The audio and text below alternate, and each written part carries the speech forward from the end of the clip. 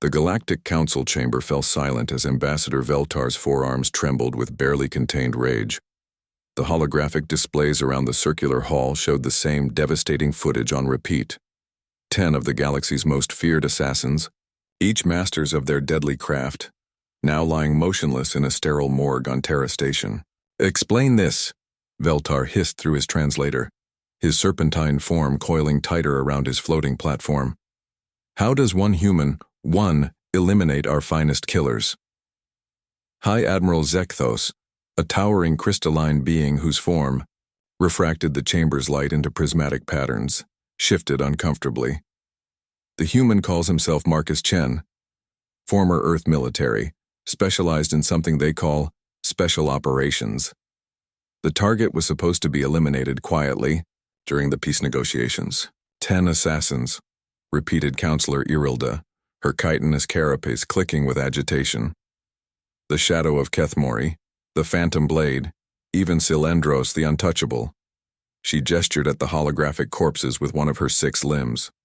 All dead within 37 standard minutes. The footage began again, captured by security drones from multiple angles. Marcus Chen sat calmly at a cafe on Terra Station's promenade, sipping what appeared to be a stimulant beverage the humans called coffee. He looked unremarkable, average height for his species, brown hair showing traces of gray, wearing simple, civilian clothing. To any observer, he appeared to be just another human diplomat taking a break from the tedious negotiations. Then Kesavor struck first. The Velkari assassin materialized from active camouflage directly behind Chen, vibroblade, descending toward the human's neck. Without turning around, Chen tilted his head precisely 3 degrees to the left. The blade whistled past his ear as his right hand moved backward in a casual motion, fingers finding the pressure point beneath Kesavor's primary jaw. The assassin collapsed, neural system shutting down instantly. "Interesting," Chen murmured, still not turning around. "I was expecting you about 4 seconds ago." The second assassin, Thrix the Poisoner, had already released a cloud of neurotoxic gas from the ventilation system above. Chen held his breath, not dramatically, but with the practiced ease of someone who had done this countless times before. As the gas settled, he stood and walked to a maintenance panel, quickly reprogramming the atmospheric recyclers to clear the air. Thrix dropped from the ceiling vent, convulsing as his own poison was redirected back through the system. 2 down, Chen announced conversationally. 8 to go. The remaining assassins abandoned subtlety. Morgek the Destroyer, a 2.5-meter tall killing machine from the war worlds of Thresh, charged through the cafe's main entrance, his massive fists capable of crushing Duraplast.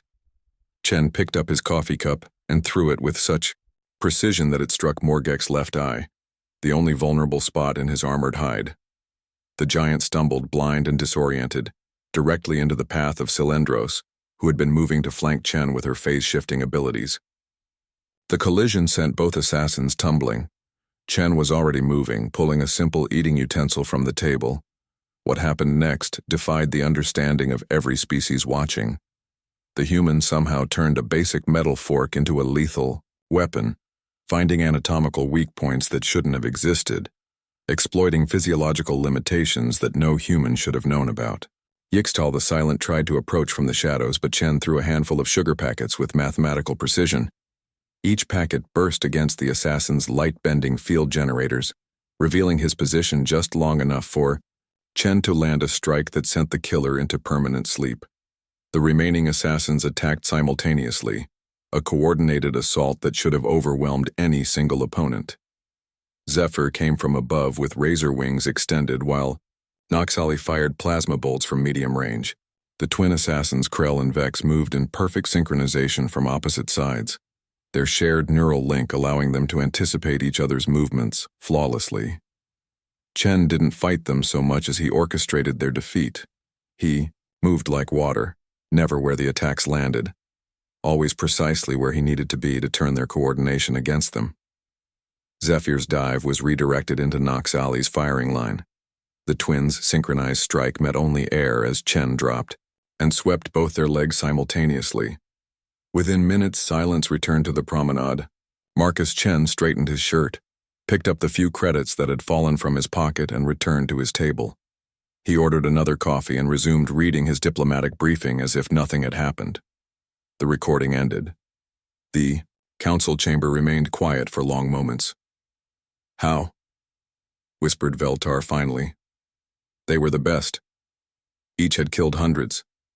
Some had eliminated entire armies. Admiral Zekthos accessed his databank and projected new information. We investigated this human's background.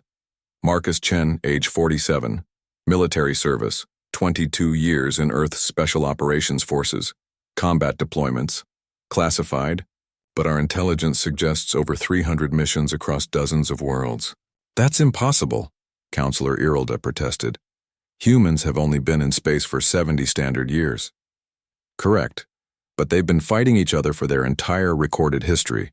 This particular human has what they call experience.